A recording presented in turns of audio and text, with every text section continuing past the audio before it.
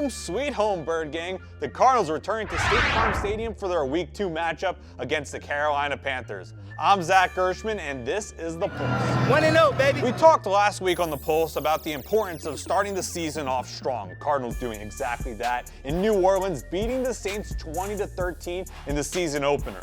Marvin Harrison Jr. and Kyler Murray connecting for a touchdown, which was set up by a 45-yard explosive down the field. James Conner also touching pay dirt, getting into the end zone. But how about the rookie, Will Johnson, laying the lumber on Chris Olave? He also had 3 pass deflections and an interception, which was taken away because of a penalty. Yeah, it was a great feeling. Great first game, get my feet wet, but now the mindset is to go out there and try to do it again and get another win. From one NFC South opponent to the other, Cardinals getting set to host the Carolina Panthers at State Farm Stadium.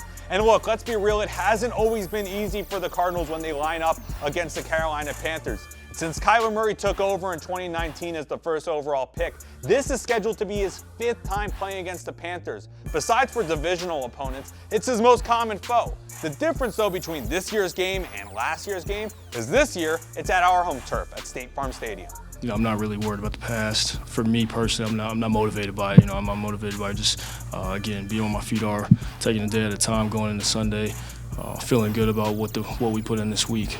So I'm looking forward to it. There's a bit of a local tie heading into this game. Panthers drafting from U of A, the Wildcat, turning him into a Panther. Wide receiver Teteroa McMillan with their first-round selection. He'll serve as a weapon for Bryce Young.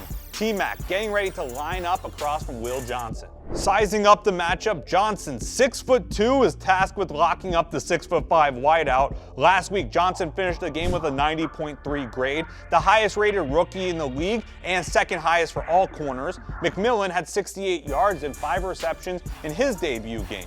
People often talk about how football is like a family, but that'll be taken to another level this weekend in another edition of the Brothers Bowl.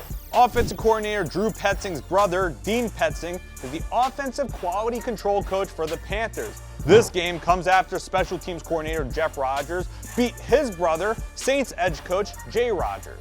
Bragging rights, they're definitely on the line between the Petzings. Kickoff between the Panthers and Cardinals scheduled for 1:05 p.m. That's all the time we have here on The Pulse. We'll see you next week for another edition.